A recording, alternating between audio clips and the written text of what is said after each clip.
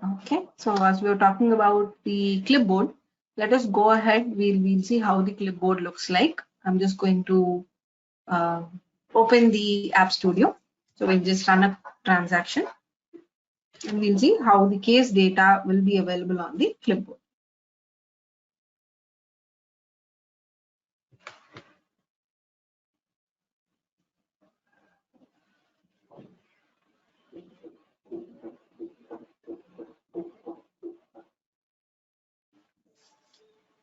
So let me create a new case instance.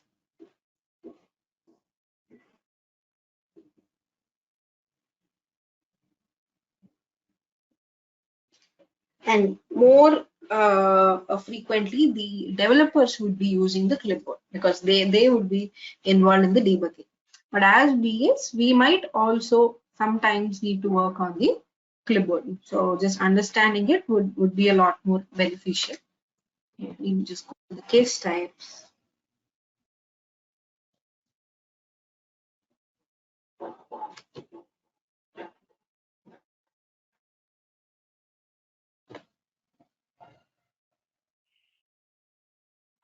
Where did you click now?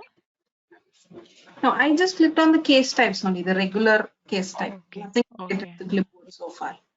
So let me just run the transaction, then we'll open the clipboard.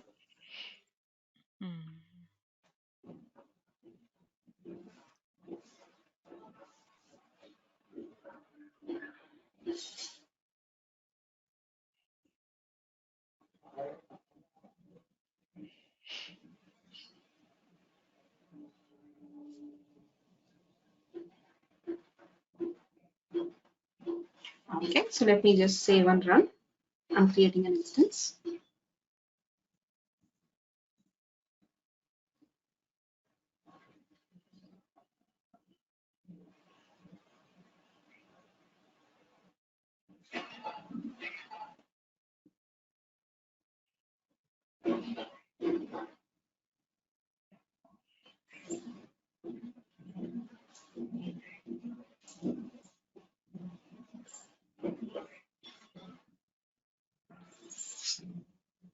Okay.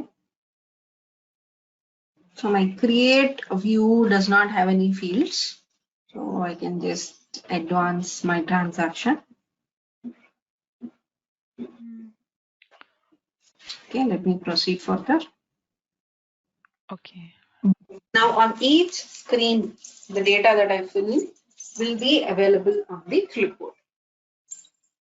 So let us fill in some details here and then I will launch the clipboard.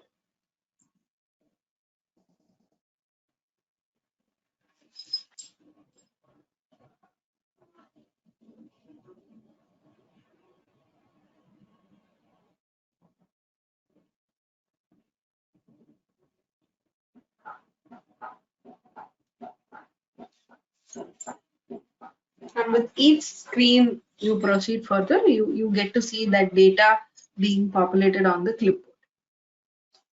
Suppose now I try to fill in this first name fields.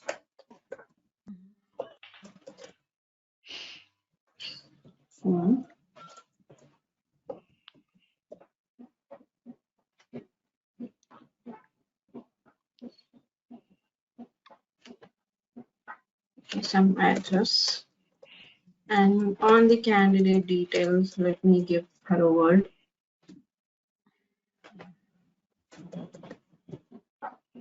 Date of birth.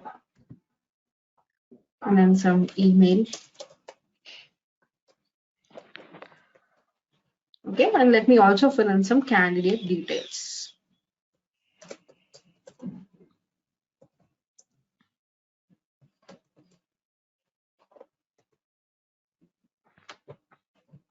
So I'll just give an candidate name 1. Let me add in one more item, candidate name 2. And then probably rest of those could also be given. Let me submit. And now I will launch the clipboard to see this data on the clipboard. So let me click on this. the bottom right corner. Yeah. And the first thing that you see on the clipboard is a thread. So thread is something that you need to make sure you're pointing it to the right thread. So thread is nothing but your case instance. So what is the case instance that I'm running? It is R7001. Okay. Okay, so that's also the Let thread me number. choose. Yes. So let me choose R7001. All right. So let me click on this. Okay. And now you get to see all the 4 categories: user pages, data pages, link property pages, and Okay. system. So Okay, this within helps you to debug the. correct, correct. So within system pages, you see application data, you see organization, division, unit, a lot of other things are available. Okay, you see the name of this, the property, and the value that is assigned to it. So not every property is prominent because we don't need every property. What are we interested is in this user pages. Within user pages, I see a lot of things. What am I interested in is your PY work page. Your PY work page, if you see, it is of the work-recruitment type, which means it says you are running a recruitment transaction. And here are my values for PY work page, the property and the value. So address, I've given something called a sample, and then there's date of birth, there's some email, experience, first name. Experience is yet to be filled. It doesn't have any value. Whereas gap in education, these also have to be filled in yet. So I don't see any values for them. So at least these properties I created, so they are available. Along with this, I also see a lot of other properties. PX related properties are there. PY prefix properties are there.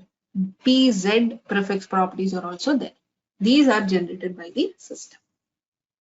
Why it is giving a edit option here? Because you can edit if you're in the live, you can edit and rerun it instead of putting another instance. Yes, Can you correct it yes, and correct, rerun it? Like you don't want to get correct. if the customer assigned something and if it is stuck somewhere for some mistake. Right, you can do that, and in fact, you can also check how your case is navigated to across different paths Yeah, that's because while debugging, but still, correct, while debugging, usually in the error page, it doesn't let you edit anything, isn't it? You need to come to the correct, application correct. and do it. But here, But when I edit, I can just make sure these all the user-defined fields are editable, and your PY related fields are editable, whereas PX okay, and PZ cannot be edited. so once you save, what happens? It automatically takes the value, or you have to run somewhere Correct. again. No, if suppose there is A, B, C, D, E, F, once I Okay, save it. so it will So itself run again. yes, yes, on the clipboard, I'll be seeing a change here. And in fact, the same change reflects back on the case instance as Application. Okay, on the case. Yeah. well. Okay. Okay. So I see these properties here. But what about the candidate and the candidate list properties? I don't see them on the PY work page. Correct? Right? Candidate and candidate list properties. Right. I've added in some candidate Ah, list, yeah, yeah. but I don't see them here on the PY work page. Where do I see it? No, as these are single valued properties, I see them directly on the PY workbench. But the candidate and the candidate list are page properties and page list properties, right? They are not single valued properties. So Yeah. inside the PY workbench, here is your candidate list, and I've added some 2 or 3 instances, right? I see them here. So candidate name 1, then I have candidate 2, then candidate 3. Okay. And Workbench. for a Okay. candidate page, I've given some hello world and some other details. I see them inside the PY work page. Okay. So that's the you get on the clipboard with respect to the data modeling. If you are handling single value properties, they would be directly available on the PY work page. If you are dealing with page list properties, you get to see them inside. They are embedded inside the PY work page.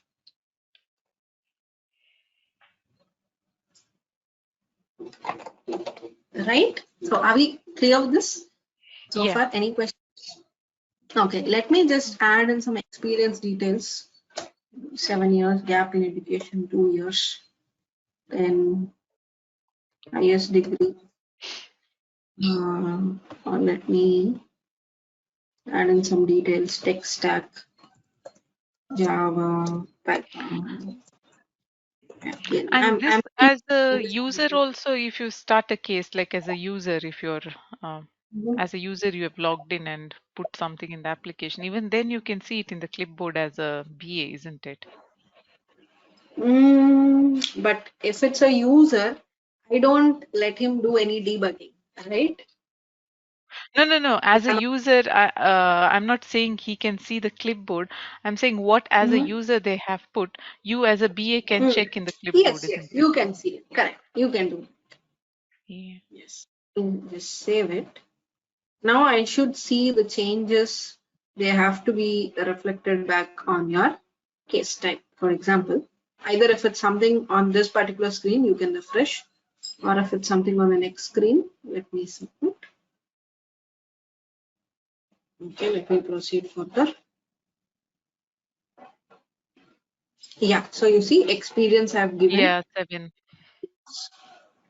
right? And the tech stack that I've given Java, Pega again, likewise. So clipboard is not just for viewing, but you can also make changes on the data and you can get it reflected back on the case type. Mm. Okay, so Yeah. that's the purpose of having a clipboard. Okay, so this is helpful in that changing it in the data, going directly changing in the database, you can do it on the Correct, clipboard, isn't it? Like if you correct, want. correct.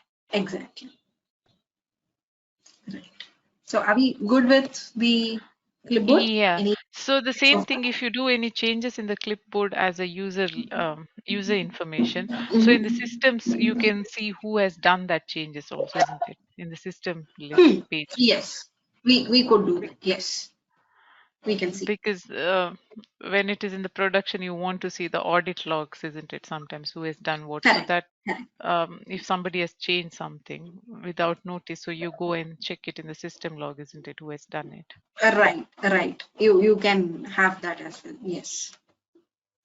Okay. Yeah. Okay. Right. No, I So think far, that's the main use, I think, isn't it, in the live for this one? mhm. Like as an admin, like not as admin or BA, whoever is handling, they can make changes if it is required. And if you want to check any Correct, audits, you can go and check the system logs.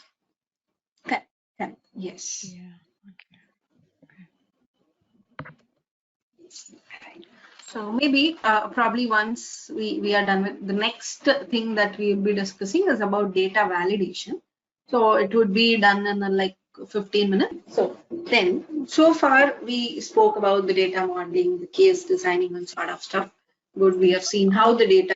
So when I talk about validating the data, so it's always important we need to validate the information or validate the data that users enter into your application, right? Because any data that the user enters, I cannot just consider it and I cannot go on with processing it, right? So I need to make sure the data is of the right format, it is of the right type, so that only then I can proceed with my transaction without any errors.